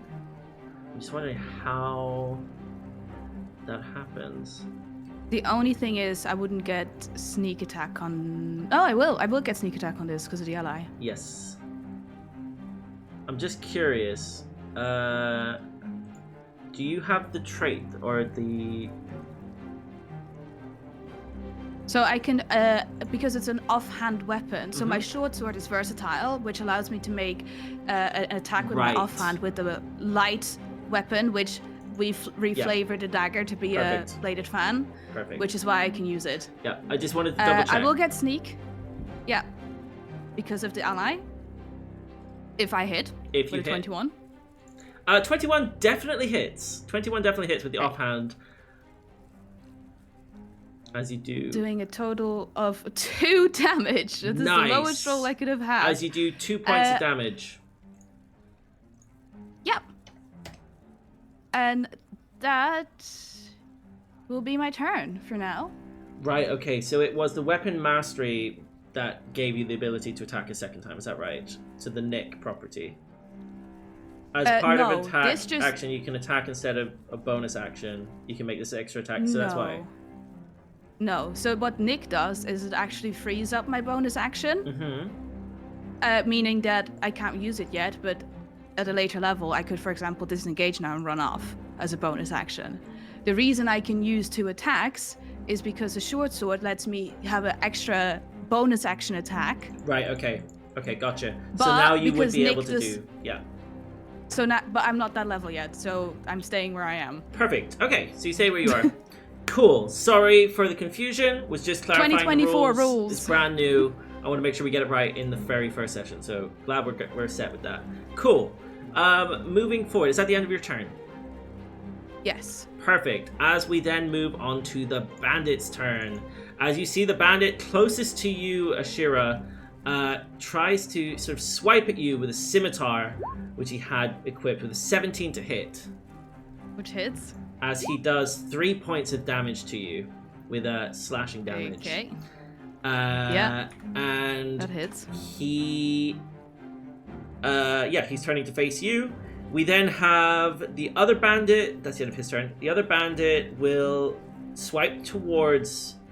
You know what? He'd release Leaf and swipe towards Leaf with a scimitar. With a 19 to hit, which definitely hits. And does 3 points of damage to Leaf, as you see Leaf get sort of cleaved by the scimitar with the snake. I think the snake being dropped onto the floor and just jumping up made him lose grip of Leaf as he then swipes at Leaf with the scimitar. Perfect. Did you get your turn then? What was for your holding your action? No. Or was it something else? Because it was if he came within range, right? Yeah. He can't move. Okay. Yeah. Right. I didn't do it.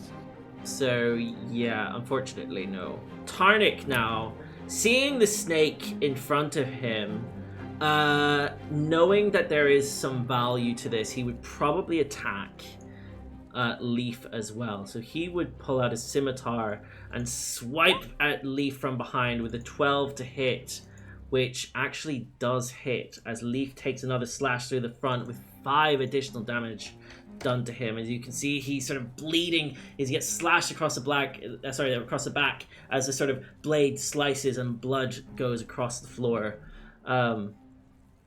As we then move on to the flying snake's turn. The flying snake, seeing this, will probably attack Tarnik because it's just hit. It's just hit Leaf. So the snake would attack. Let me just get the snake. Where is he? There he is. The snake would attack. He would bite attack towards Tarnik with a 9, which is basically deflected by the scimitar as it sort of flaps its wings above him. Sylas, you've now witnessed a few people taking hits. You've seen it all unfolding. You've got your shield equipped. You've got quarterstaff in hand. What would you like to do on your turn? I did not expect this to be a fully fight. Really unfamiliar with these kind of scenes. But yeah, Ashira needs my help, so I'm stepping forward. And I wish to hurl a Starry Wisp to this guy. Okay. Yes, please go ahead. If you could throw up Starry Wisp as 15. It's a cantrip, so it's straight damage. You make a ranged spell attack against a target on a hit. Target takes 1d8 radiant damage, and until the end of your next turn, emits dim light at 10-foot radius. Perfect. A 15 definitely hits, as you can roll damage. Let's go. A 7. As you see this sort of starry whip, like it sort of emanates from your hand as it sort of, or from the quarterstaff as you whip it down, and it sort of slaps him with, and it looks as though to you, Ashira, you see it's almost as if the stars themselves are part of this spell as it sort of whips against him, and you hear him go as it sort of slashes him across the back as he's facing this the snake. Is that the end of your turn? It will be, but not after like I ready my shield and then leave them alone. So you like prepare yourself, you get your shield up, and then we come to Leaf, who's looking a lot worse for wear, and you guys can see that he's looking very rough as he then turns to the one that you've hit, seeing that he's taken a bit of damage. Leaf then probably attacks the one between you and him and hits him with an 8, which unfortunately gets blocked as he sort of sees it coming, hears it, and blocks the blade. Leaf would then... No, where he is, he needs to stay. As Leaf ends his turn. Ashira, we come to you. Right, yes, Ashira would basically go for the same tactic wherever she has sort of gone for a slash before. If he's facing me now, it would be sort of... She's not trying to lethally wound this guy. She's trying to like non-lethally put this person down. She would go for another short sword attack with a 20. A 20 definitely hits. It's a get dirty sneak 20, attack? so it's not A dirty 20. yeah, so it's not a critical. That's 13 points of damage. This was non-lethal, you did say. Non-lethal, yes. So you sort of hit him with the pommel, I imagine, of your blade, and what you see as you hit, because this is what happens, as you hit with the 13 piercing damage, is he falls unconscious. As he just falls. You've knocked him clean out. Yeah. Now, if I'm correct, Vex, because I hit, my next attack roll... Oh, no, this creature is down, so ignore that. Vex does not apply now. She will hop over him, if you'll let me. Yep, of course. And go for the other one that's already wounded. Okay. As she will look over to Leaf, who clearly is not who she might have thought he was, right? Like, they look familiar, but he wasn't. Right? And she'll just say, "Hang in there." As she pulls out her blade, again, non-lethally, now without the sneak attack on this guy in front of her. Okay. Non-lethally is... Sorry, I have so many versions of... Yeah, it's all good. 12. 12 does hit. Nice. For another 2 damage. As you see, he takes another 2 damage as the blade sort of slices him. It doesn't knock him down, but it does... you can see his arm is now gushing with a wound as well. Is that the end of your turn? Perfect. As we then come to your turn, the bandit turn, rather. And the bandit here says, how dare you, as he then swipes his scimitar at you, Ashira, with a 17 to hit. Which hits. For 6 points of damage. She goes down. She goes down. Yeah. As she falls down. As you are now unconscious. Come on, Tim! And that would be the end of his turn. As Tarnik then attacks, as you are now... Let me just put a little marker on you, because you are down. As Tarnik now... He stands up, clearly enraged by this, and he slashes towards Leaf with a 7. As Leaf, for the first time, is able to sort of sidestep it, but then Tarnik hits again with his multi-attack with a 12, which does hit. As you see the scimitar, he dodges the first attack, and then you just hear... As he sort of, although it's slashing damage, as you hear it, he slashes away and slashes back, as you just hear it sort of penetrate through his chest piece with sort of a... As you see that the last sort of bit of air comes out of his throat as he sort of gasps and falls, as Tarnik has just killed in front of you this gentleman, who I'm struggling very hard to put this X on. As Leaf falls to the floor and he sort of thuds, and you hear ringing the bell by the bar, you hear Ren saying, "Everybody out! Get out!" Because he heard the blood slash. As you hear people getting up to move, I would say that, for sake of brevity, most people are heading towards the doors. You guys can hear the hustle and bustle. Well, Ashira, you don't. Yeah, I don't hear Sylas, nothing. you definitely hear the hustle and bustle heading towards the doors. As the flying snake now, seeing this, seeing that one of the bandits is weak, tries to bite towards it with a 9, which once again does not hit, as he sort of annoyingly he actually flies away. He flies at a distance, and he doesn't take opportunity attacks, I believe, because of his ability. Yet he has flyby, which I will share in the chat here. Flyby, which is a species trait, so it doesn't provoke opportunity attacks when it flies out of an enemy's reach. As it now floats sort of higher than the rest of you at a bit of an awkward distance and sort of flaps its wings, hissing at the bandit closest. Sylas, as we come to you, Ashira, this lovely lady you've just met has been knocked unconscious. You've just seen that another gentleman has just been stabbed in front of you.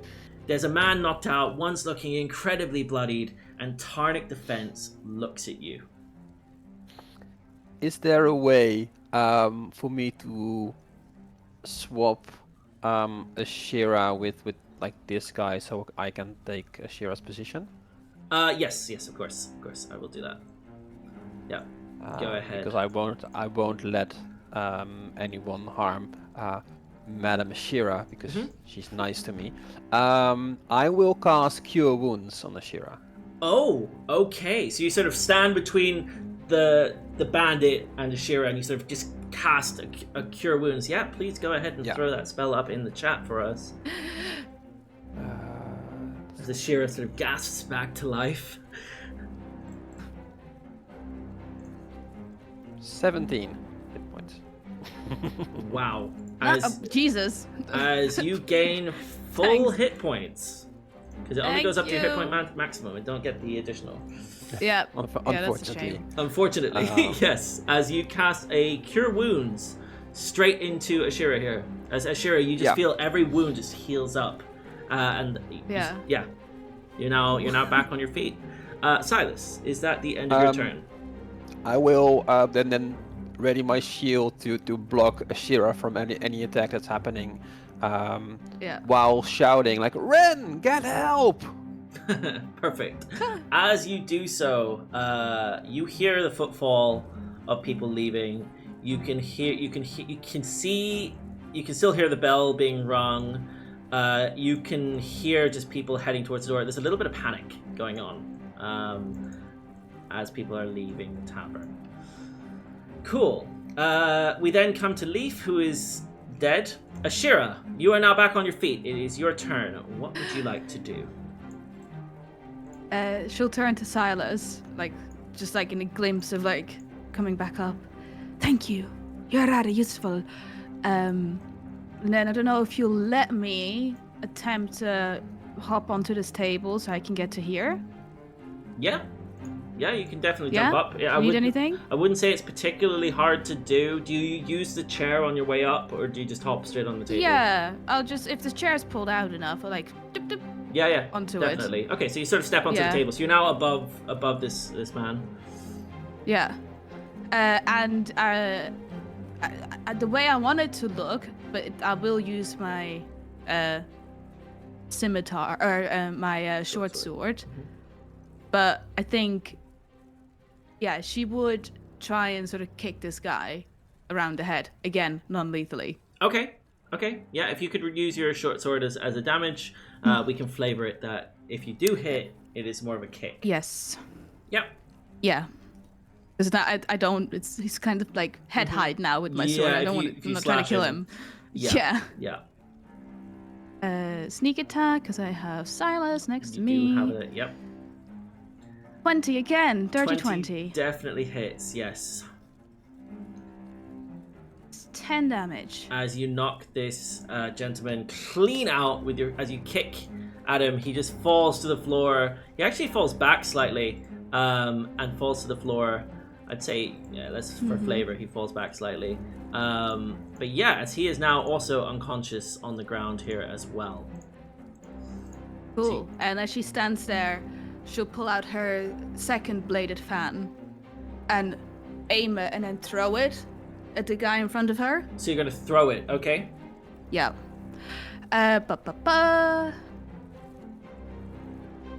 For 20. 20 definitely hits. Another dirty 20.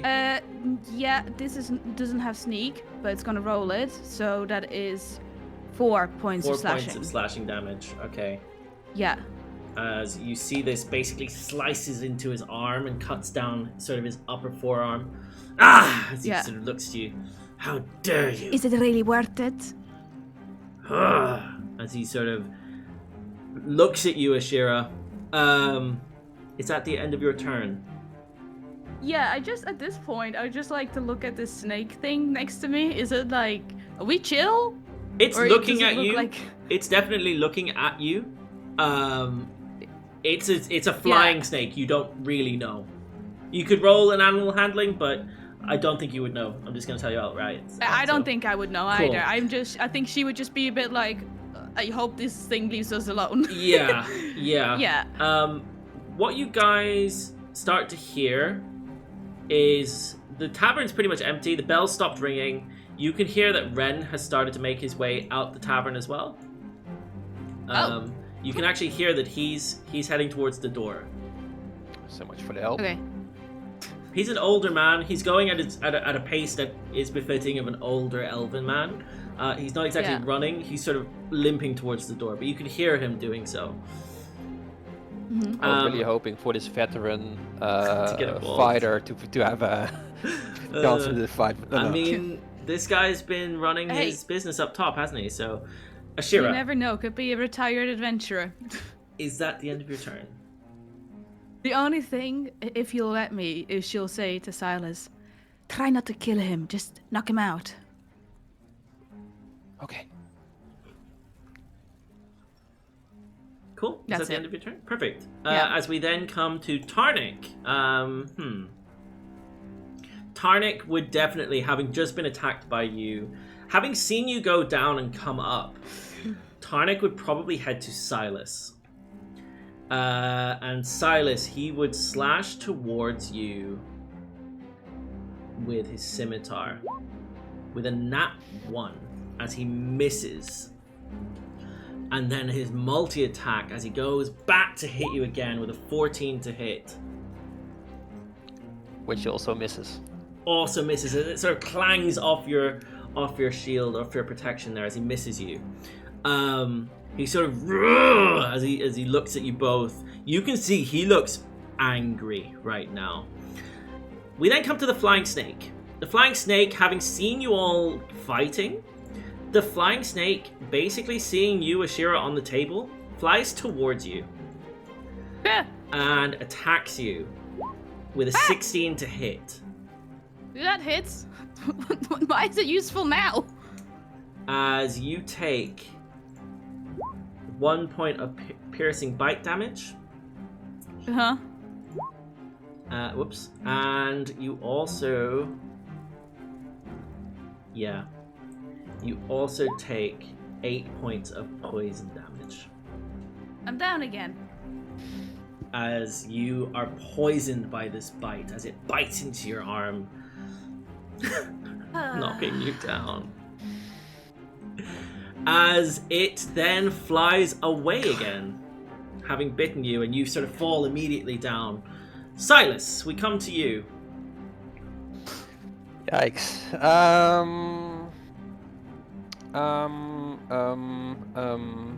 Think. I will say that whilst this has happened, whilst you've been bitten, Ren has now reached the door, and he's opened the door. Okay. He's standing in the doorway at the moment, and you would hear him sort of talking out to the street. You don't know what he's saying. If I were to stabilize Ashira, would that be considered an action or a bonus action? Depends how you do it. with At the my moment, healer's you've got kit? Tarnik in front of you. Pardon? Yeah. How are you? My How he- would you like to do this? With a healer's kit, I no, this is probably on. Do you have a healer's kit on you? Should have. Let me Let check. me see.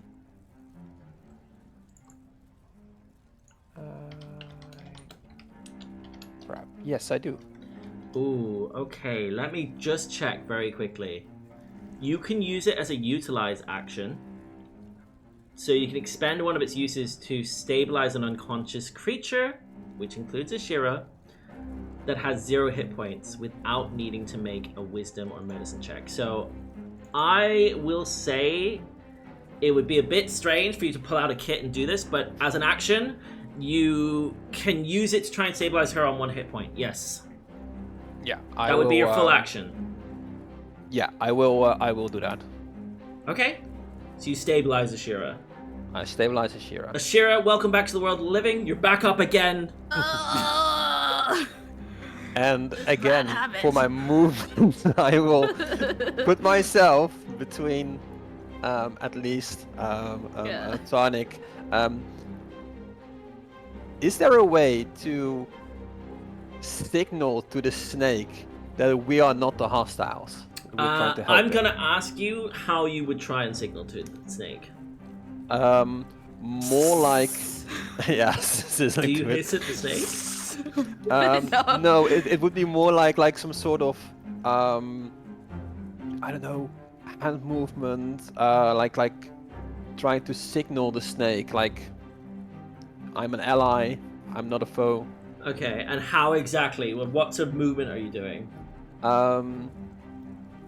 Almost like a certain movie with certain species of dinosaurs where a certain person is trying to hold out his hand, like Mm-hmm. So some you're kind gonna of that. you're gonna pull a okay. I know exactly what you're doing. So you're slowly putting your hand out towards him. Okay. Yeah. I will say that's a free action. The snake definitely notices your movement. Okay. Is that the end of your turn? Yeah, because I don't have any actions left. Perfect. Cool. As we come to Ashira, standing on the table that you've just fallen down on, stabilized. What would you like to do on your turn? You've had it rough. Yes.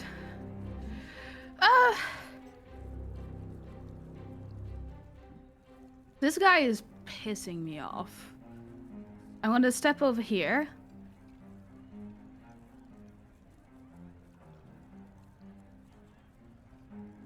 I'm trying to figure out how fucked up this is, what I'm thinking of doing. Only you would know.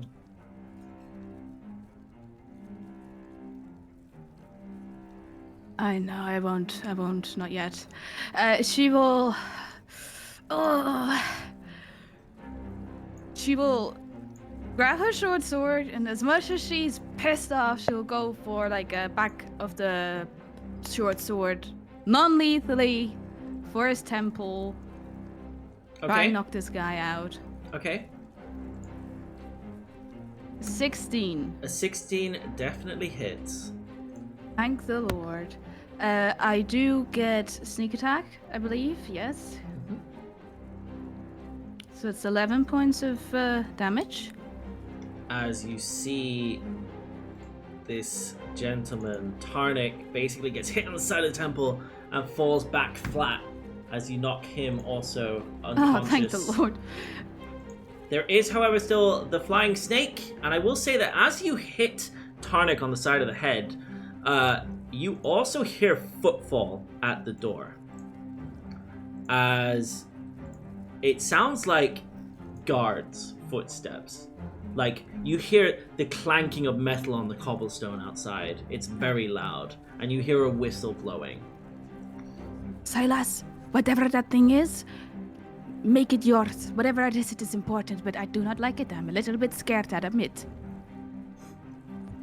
I should be able to have this. I'll do my best. Is that the end of your turn? That is what you would have said, yeah. Is that the end of your turn? Yeah, I ain't going closer to that thing. If anything, she would start tying these guys up with some rope that she has. Cool.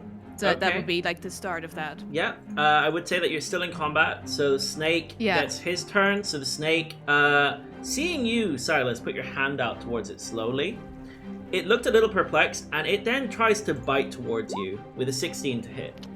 That will hit. As you take 1 point of bite damage and an additional 5 points of poison damage.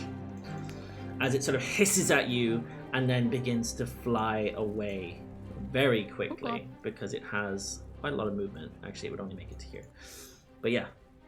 And that would be the end of its turn as you've just been bitten by this snake. Oh, wait, it's not the wrong one.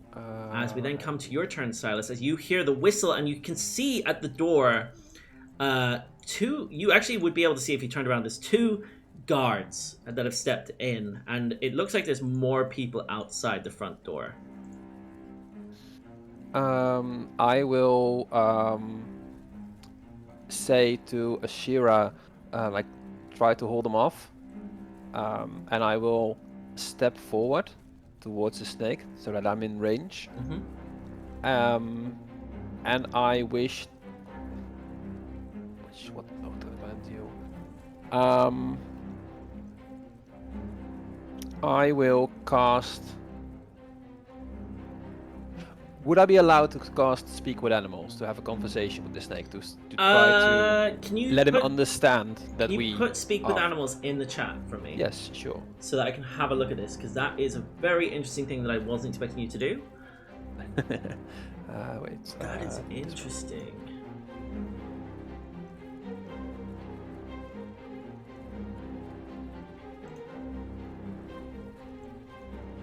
You can definitely use it as an action. It does say it's an action. For the duration, you can comprehend and verbally communicate with beasts, and you can use any of the influence action skill options with them. Most beasts have little to say about topics that don't pertain to survival or companionship, but at a minimum, beasts can give you information about nearby locations and monsters, including whatever it's perceived in the past day. Yeah, cool. You cast Speak with Animals.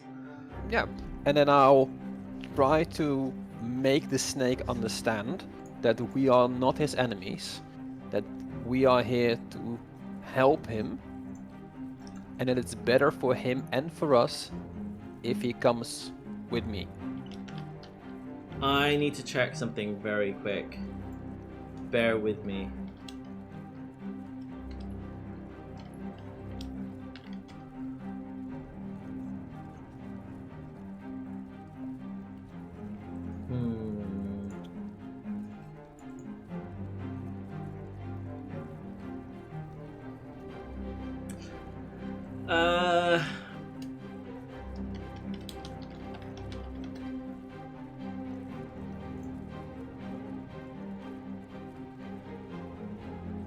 Let me just check. What I'm checking is whether Speak with Animals in this instance works with this creature, because it is technically a monstrosity. So I need to check that up very quickly. Okay. You know what? I don't... Technically, no, as the rules are written, but it would be up to the DM's discretion whether or not I allow it. And in this instance, given it is a snake, a flying snake, yes, it's a monstrosity on paper, I will allow you to communicate with this beast. Okay. Cool. In this instance. Because I didn't know and had to check it, I will allow it in this instance. Cool, thank you. I'm still reaching out my hand like, stop this, we are not your enemy. We were only here for that guy in the ropes. As he looks at you and hisses, he sort of goes, stop hurting me, stop, as he sort of moves away from you, or tries to turn to move away from you. If you come with me, they will not be able to hurt you. I will protect you. Said same, he did. Said same. You will have to trust me on this one. I mean no harm. As you can see that instead of flapping his wings erratically, it sort of turns to you and its wing beats slow. It's at this moment that you hear at the front door. I will say with that, combat has ended. As you've successfully managed to convince this beast not to attack you. So yeah, we will end combat there. You've currently got a couple of people knocked out and a dead body of Leaf bleeding out onto the carpet. Fortunately, it's red. Bleeding out onto the carpet up here with you guys as you have a flying snake that's just sort of flapping gently. By the front of the tavern, you can see, as you look down, you can see there are what appear to be sort of guards coming through. Where are they? Let us in. And they come in and they're stomping in and they're walking in to see you guys. They've heard the commotion. Obviously, they've been told what's happened here. They've been told that there's some commotion happening. You see that 4 elven guards step into the tavern, and Ren is pointing up towards you guys. They can see you standing there. They can also see the wing beats of the snake. What are you guys doing? Did, just to confirm, Sylas, did you say to me, hold them off? Mm-hmm. Okay. Ashira would have, she only had 1 hit point, gotten up and, like, I guess all bloodied, gotten up and started walking towards the top of the stairs, before swiftly just taking out the bladed fan out of Tarnik that she threw at him. Yep. And as she gets to here, she will sort of start stumbling down the stairs. Stay where you are! And then just fall as she gets to the bottom. Okay, it's a fake fall? Fake fall. Okay, because otherwise you take damage. So it's a fake fall Yeah, down the stairs. so at the bottom of the stairs, she'll like collapse, basically. Okay, I will need from you, because you're trying to deceive them, I will need a deception check, please. Okay, I am covered in blood. Yep. The 14. Let me check. A 14 succeeds. As they believe you've fallen down the stairs. Hey, stay where you are! Madam, are you okay? Stay where you are, madam. I was so hurt. There was a fight upstairs. Please. Oh. We fought alongside, but somebody has been stabbed fatally. We only knocked them out. Please help me up. As he... Oh, you know what? I need a persuasion check from you. 26. 26. He definitely helps you up. He looks at you. He checks your injuries. You're obviously very bloodied at this stage. He says, Poisoned. You'll need to come with us. You'll need to come with us. Whether you fought with someone or against someone, you need to come with us. You'll have to come for questioning. You said there was a body upstairs? I see. Ushers the other guard to go past and check it out. My friend is still upstairs. I will not leave without him. Your friend upstairs? Okay. Unfortunately, you'll probably have to come with us. As you can see, the other guards step upstairs. The 2 on the right see this flying snake in the tavern and are a bit like, what the hell? You can see, Sylas, you see that the 2 guards are heading towards the snake. The snake seems unaware. And behind you, coming up the stairs, is another one who seems to be focused on the body on the floor and the guy's knocked out. I will open my robes and quickly hide. We'll pretend you're my familiar and you will be free whenever you want. Sounds good. As he heads over to you, he tries to get underneath your cloak, but it's quite large and he's sort of just still flapping his wings, and then just drops to the floor.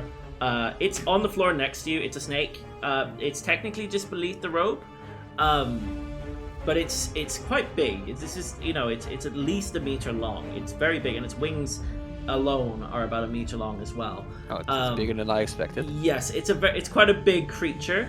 It's been coiled up into what is like a big jar that was brought in with it. It's sort of been stuffed in there as best possible. And you can see that the guard behind you says, "Oi, you there!" as he points to you. Can I lift the snake in my hands? Is that possible? You can definitely try and pick it up, yeah? Did you trying to pick it up? Yeah, I'll try to pick it up. Can I have an animal handling check from you?